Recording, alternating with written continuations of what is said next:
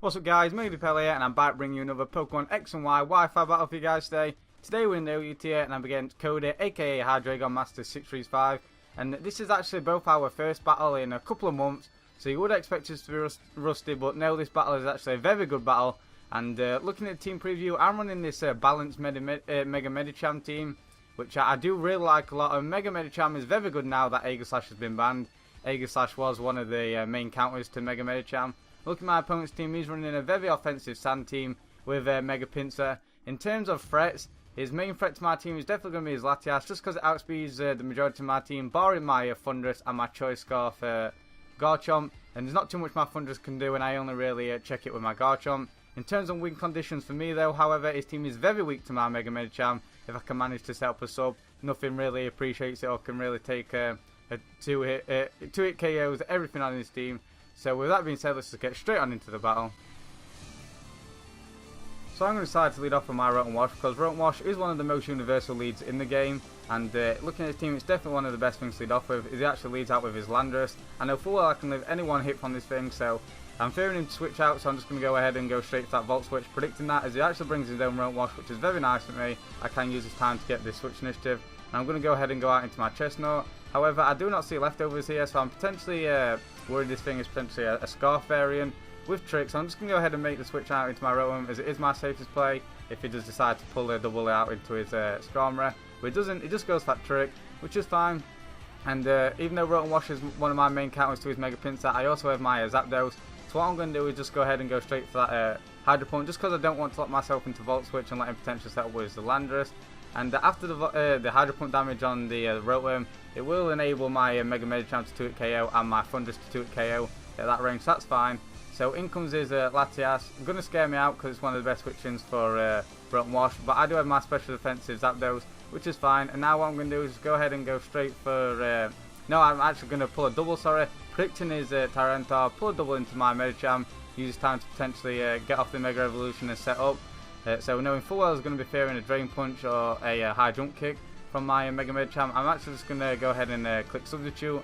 I wanted to try and bait in either his Skarmory or his Latias. It does make the very aggressive switch and bring out his Latias. So I'll just go for that sub like I said, and I am packing Knife Punch of course, and I'm just going to go ahead and click that because as I mentioned at the preview, his Latias is a big problem to me. So he's just going to go for that Dragon Pulse, break my sub, which is fine, and I'm just going to go ahead and hit him up with an Ice Punch. And as you are going to see, it doesn't actually take him out, but I actually score a freeze. Not going to matter at all in the long run, as the Sandstorm damage is going to be enough to finally take him out. So that huge threat is out of the way, and potentially his Defog is out of the way. So if I do manage to get up my Stealth Rocks, that'd be great. Now in comes his Mega Pinsir, just to try and revenge kill me, pick me off with the Quick Attack. So I'm just going to make the switch into my my Rotom Wash, just because it is the most expendable thing on my team, to be perfectly honest. But he's just going to go for that Quick Attack. Then I can force a whole lot of offensive pressure onto him. But here, I didn't actually notice the Sandstorm damage at the time. I looked away from the DS. But as you can see, he does still outspeed despite me being tricked to the Scarf. So I expect him to switch and just click Hydro Pump regardless. And it does a solid 90% to this thing, as I do manage to leave his close combat. And he's just going to be able to take me out with a following return, which is fine. So down goes my Rotom Wash. This does give me a free switch now into my Zapdos. Like I said, my Zapdos does in fact wall his Mega Pinsir. There's nothing he can do. So here I'm just going to play it safe. I have no reason to over-predict at this point. Thunderbolt is my safe play, and I pretty much lose nothing by it, as I can bait in his Tyranitar and try and get the free switch back out into my Medicham. And so I do just go for that Thunderbolt, and there's Tyranitar is set up very nicely. So what I'm going to do is I'm actually going to make the switch go out into my Chestnut at this point. Is he actually reveals the Ice Beam here, goes straight for that. There's a solid 70 to 75% because it does in fact score a crit, which is a little unfortunate. But at the same time, there's nothing I can do. I cannot control that. So what I'm going to do now is, knowing full well is going to be fearing potentially a Hammer on, I'm actually just going to go ahead and predict the switch and go straight for the Leech Seed, just to try and get a little bit more HP back on my Chestnut, as much HP as I possibly can. It actually brings in his Landorus now. So what I'm going to do is just go ahead and go for Spike Shield, just to scout out what he wants to go for. Reveals the Hidden Power Ice over the Psychic, which is fine. The Hidden Power Ice will be more than enough to take me out at this range, I do believe. So what I'm going to do is make the switch, go out into my Zapdos now, just because I'm special defensive. I can preserve my Chestnut for Death Water potential later, but he predicts that very nicely, clicks the U-turn.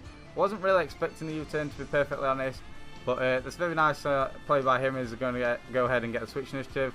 go out into his Rotom Wash now. The reason why he goes out into his Rotom Wash is it forces me not to be able to switch, and even if he does, he will in fact get the switch initiative. So I'm forced to just stay in and go for the Thunderbolt, granting him another free switch back out into his Tyranitar. Knowing full well my Zapdos cannot touch his Tyranitar. So that's nice play on him, and he's able to get a little bit more chip damage off with the Volt Switch on my Zapdos and the Sandstorm damage. But I am actually packing the Roost, and that's exactly what I'm going to go for the following turn. Just because if he does decide to go for the Ice Beam or the Stone Edge, I do lose my Flying type, which is fine, I can easily eat that up. Pressure reveals the Pursuit, which is perfect for me because I can play around this and try and use this to get a free switch into my Medicham. So expecting to go for the Pursuit again, I do make that switch. But as you can see, he does in fact go for the Stone Edge. Despite this thing being resisted, after the Sandstorm damage, it's going to do a huge chunk of damage to my Medicham. But I am actually running the Drain Punch over the high jump kick, so it shouldn't be too much of a problem. I'm just going to go ahead and do that as it actually brings in his Skarmory. And there's a decent chunk to his Skarmory. 3 or 4 KO after the leftovers, which is fine. So I definitely need to get on my Stealth Rocks if I'm in order to preserve the 2-hit KO from my Mega Medicham on this Skarmory. But I know full well is just going to go for Brave Bird, not play around with a threat. So I'm just going to make switch back out into my Zapdos. And here, expecting him to switch out into either his Tyranitar or even potentially his Landorus to take Thunderbolt. I'm just going to pull the double go out into my Thunderous just because I am packing the Focus Blast for the Tyranitar and the HP Ice for the Landorus, as it does make that switch into Landorus, so that's perfectly fine by me. It was my safest play. And here I lose nothing by going for the HP Ice, as in comes his Rotom now. After the HP Ice, it will put into the range where Thunderbolt the following turn will be more than enough to take it out, so that's exactly what I'm going to do. So down goes his Rotom now. It does give him a free switch now back into his Tyranitar, and here I didn't really want to play around with min and max damage, so I'm pretty sure Focus Blast was around about 97% min damage, and I wasn't confident of even landing it, so I'm just going to go out into my Chestnut. Primarily his Death Body, he just goes for Ice Beam, gets a second freeze. The funny thing about this is both freezes that have occurred in this battle, neither matters, so down goes my Chestnut, once again giving me the switch into my Medicham, where I can just go ahead and click Drain Punch. His obvious switch into Landorus is super obvious, but at the same time, I didn't need to predict that. The Drain Punch is my safe play as I am able to get a little bit of HP back. And unfortunately, he makes a very aggressive switch into Landorus, knowing full well that he outspeeds being base 101 speed and Medicham being base 100. But I can use this. I know I can leave anyone hit with my Garchomp and use this time to actually go ahead and settle my Stealth Rocks. So he's actually fearing me to be Scarf, which I am in fact Scarf Chance with Rocks. I'm just going to go ahead and actually click Stealth Rocks as on his incoming Skarmory now, and what I'm going to do is just go ahead and go back out into my Thunderous, just because it is my safe play once again, and he's actually going to use his time to step with a layer of spikes, just to try and get as much residual entry hazard damage on my Mega Medicham as possible, and that the spikes will enable him to take out my Garchomp now. So thanks to my Rocks, his Mega Pinsir will die, so his best play at that point was to actually just stack his Mega Pinsir and go ahead and get a free switch. That's exactly what he does, so that's a good play on his part. He's going to get the free switch into his Tyranitar, force me out, hit me up with that Pursuit, which is a very nice play, does a whole lot of damage. And as I just went out into my Garchomp, just as Death Fodder, once again to get the switch back out into my Medicham. So that's exactly what happens now. In comes my Medicham, and what I'm going to do is go ahead and click Drain Punch once again. I have no reason not to at this point. It's actually going to bring out his Landorus just as Death Fodder, which is a smart play on his part. So down goes his Landorus, so my Mega Medicham is definitely putting in that work. Mega Medicham just comes in, takes a kill, comes out, and in comes his Skarmory now. At the range of HP it's at, I won't be able to 2-hit KO it, and I also need my Medicham. So I'm just going to go once again back out into my Zapdos, as it is the best thing to take on this Skarmory one-on-one.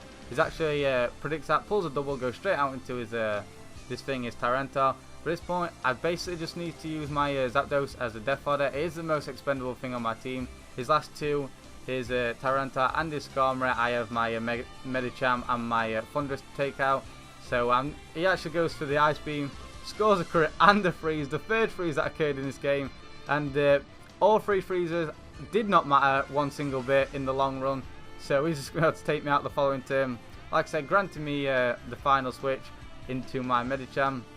Just really putting myself in that checkmate position as to where I can just once again just click Drain Punch. If he does switch, thanks to the Rocks, his Skarmory will be 2-hit KO'd.